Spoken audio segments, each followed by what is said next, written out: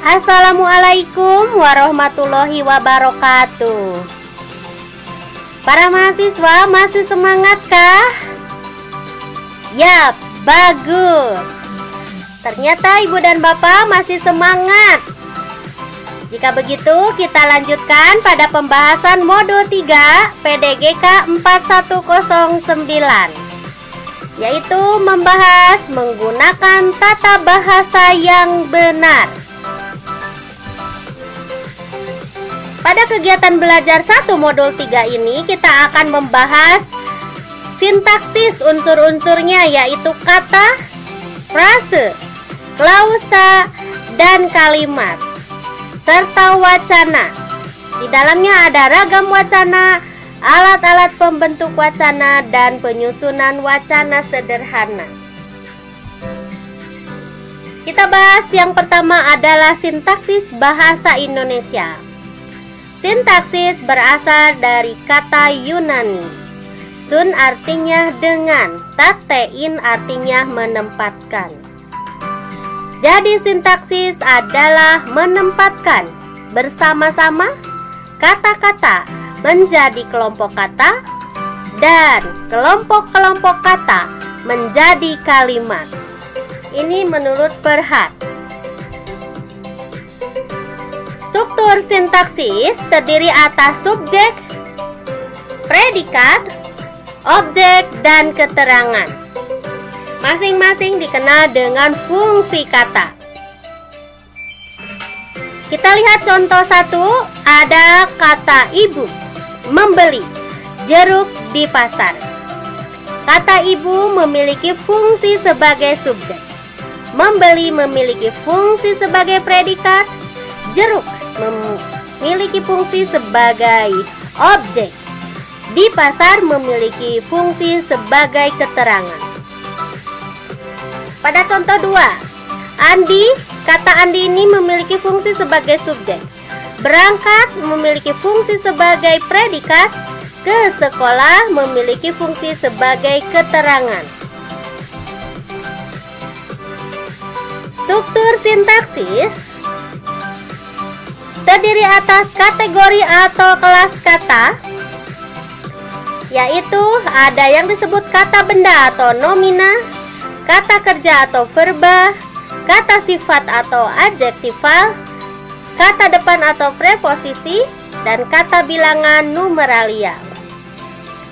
Contoh kalimat tadi ya, Andi itu adalah kata benda dari kategori kelasnya. Berangkat adalah kata kerja atau verba. Ke sekolah adalah keterangan tempat lokasi, ya. Nah,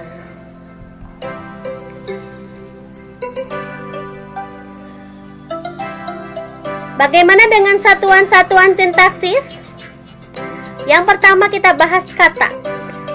Kata berperan sebagai pengisi fungsi sintaksis, penanda kategori sintaksis, dan perangkai frase, klausa, dan kalimat. Ada kata penuh, ada juga kata tugas. Kata penuh adalah kata yang secara leksikal atau makna bahasa secara kamus ya, memiliki makna dan dapat berdiri sendiri sebagai satuan ujaran. Misalnya manusia, hewan, tumbuhan, air, merah, dan lain-lain. Ada maknanya. Sedangkan kata tugas adalah kata yang secara leksikal tidak mempunyai makna dan di dalam penuturan tidak berdiri sendiri. Misalnya di, ke, dari, walaupun, meskipun, dan lain-lain. Kata tugas ini harus bergabung dengan kata penuh. Unsur sintaksis yang kedua adalah frase, yaitu gabungan kata yang bersifat non-prediktif, atau lazim juga disebut gabungan kata yang mengisi salah satu fungsi sintaksis dalam kalimat. Contoh ada frase penjual bunga. Ini terdiri atas gabungan dua kata, penjual dan kata bunga. Nah, di sini frase penjual bunga memiliki kedudukan sebagai subjek ya, fungsinya. Lalu ada kata sedang merangkai. Gabungan kata sedang dan merangkai menduduki fungsi predikat. Nah, ini ya. Kemudian Mawar merah memiliki fungsi objek. Nah, merupakan frase karena gabungan dari kata mawar dan merah. Kemudian ada klausa. Klausa adalah satuan sintaksis berupa runtutan kata-kata yang berkonstruksi predikat atau suatu bentuk linguistik yang terdiri atas subjek dan predikat. Contoh, Imah menyiram bunga melati itu setiap pagi. Nah, itu adalah klausa. Ini bisa juga sebuah kalimat ya, tetapi apabila kalimatnya dilanjutkan ada kalimat lain, ini adalah klausa. Ya. Klausa secara struktur terdiri atas klausa bebas dan klausa terikat. Ibuku cantik. Ibuku pandai memasak. Nah, itu klausa bebas. Itu bisa digabung. Ibuku cantik dan pandai memasak. Nah, itu adalah menjadi kalimat majemuk. Klausa terikat, klausa yang hanya memiliki subjek saja, objek saja atau keterangan saja.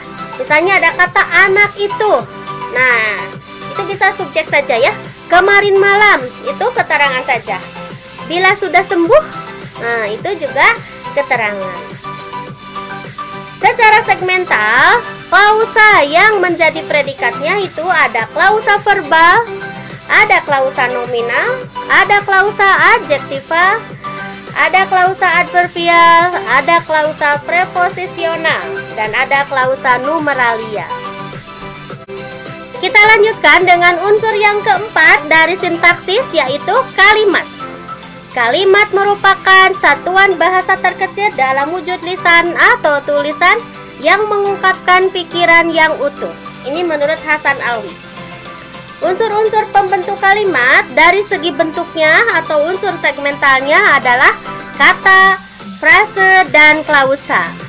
Dari segi intonasi atau unsur-unsur suprasegmental ya yang tidak nampak, yaitu naik turun suara, jeda, dan kesenyapan.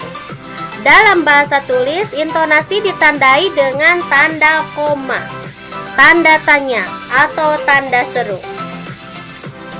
Ada juga situasi yang menimbulkan ujaran itu timbul sebagai pembentuk kalimat.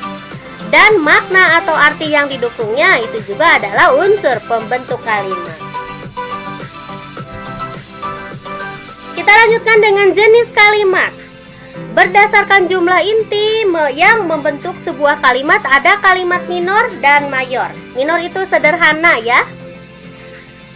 Jumlah pola kalimat, ada kalimat tunggal dan kalimat majemuk. Kalimat majemuk juga ada kalimat majemuk setara dan kalimat majemuk bertingkat.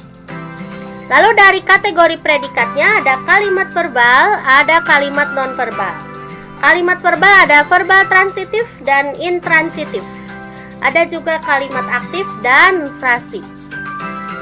Kata atau frase nominal, kata atau frase adjektiva, dan kata atau frase numeralia. Kita lanjutkan pada kegiatan belajar 2 mengenai wacana bahasa Indonesia. Ibu dan Bapak saya yakin masih semangat? Ya, semangat sekali, terima kasih.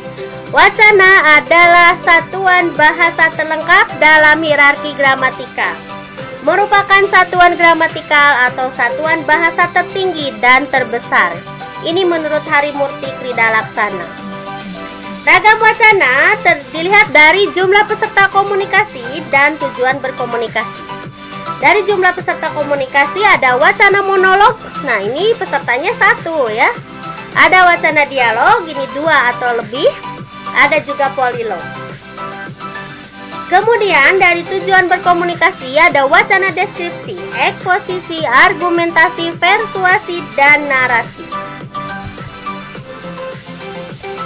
Alat-alat pembentuk wacana merupakan unsur-unsur yang membangun atau membentuk wacana.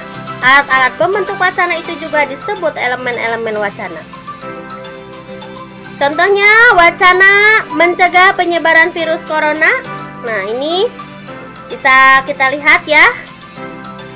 Dari teks wacana mencegah penyebaran corona ini, elemen yang muncul adalah judul.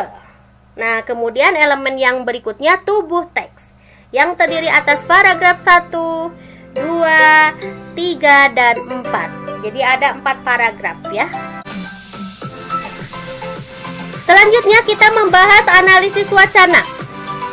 Analisis wacana merupakan suatu kajian yang meneliti atau menganalisis bahasa yang digunakan secara alamiah, baik dalam bentuk tulisan maupun lisan. Dalam analisis wacana harus memperhatikan 2 prinsip, yaitu prinsip interpretasi lokal dan prinsip analogi. Prinsip interpretasi lokal adalah prinsip interpretasi berdasarkan konteks, baik konteks linguistik maupun konteks non-linguistik. Dalam prinsip analogi, di sini prinsip interpretasi suatu wacana berdasarkan pengalaman terdahulu yang sama atau sesuai. Dalam analisis wacana kritis, dalam analisis wacana ini harus memperhatikan kohesi dan koherensi ya. Kohesi mengacu pada hubungan antar bagian dalam sebuah teks yang ditandai oleh penggunaan unsur bahasa sebagai pengikatnya. Koherensi adalah kepaduan gagasan antar bagian dalam wacana. Kita lihat contoh penyusunan wacana sederhana ya, dengan memperhatikan kaidah. Ini diambil dari majalah Fit September 2003. Ini sudah lama sekali ya. Di negara-negara maju, makanan untuk kebutuhan-kebutuhan khusus seperti untuk diet, penurunan berat badan atau diet diabetes sudah lazim dan bisa dengan mudah diperoleh. Bagi mereka yang tidak berdiet tetapi sudah peduli pada kesehatannya pun bisa memanfaatkan produk macam ini. Mungkin sekarang ini sudah saatnya pula Anda memanfaatkan dengan cara mengonsumsi produk sejenis. Anda ingin sehat, bukan? Nah, dalam wacana tersebut terdapat hubungan kohesi, misalnya makanan untuk kebutuhan-kebutuhan khusus seperti untuk diet. Nah, ini ada kohesi, ada hubungannya ya. Pada kalimat-kalimat berikutnya juga terdapat pengulangan kata. Ini termasuk juga kohesi. Dengan menggunakan kata produk makanan ini, nah, atau produk sejenis pada kalimat keempat ya. Begitu seterusnya. Nah, bagaimana dengan prinsip interpretasi lokal? Di sini ada kata negara-negara maju sekarang. Sementara dalam prinsip interpretasi analogi ada pembaca wacana tersebut tentunya dapat menginterpretasi isi wacana tersebut sesuai pengalamannya dan pengetahuannya. Nah, itulah kira-kira pembahasan mengenai modul 3. Mudah-mudahan Ibu dan Bapak bisa terangsang untuk lebih meningkatkan diskusinya ya. Bisa membaca lagi modulnya. Barangkali ada pertanyaan untuk berdiskusi, kita nanti lanjutkan di sesi 2 web. Baca lagi modulnya Ibu Yosi Rosdiana dengan judul Bahasa dan Sastra Indonesia di SD. Ini adalah sumber musik yang saya gunakan. Terima kasih banyak Ibu dan Bapak. Wassalamualaikum warahmatullahi wabarakatuh.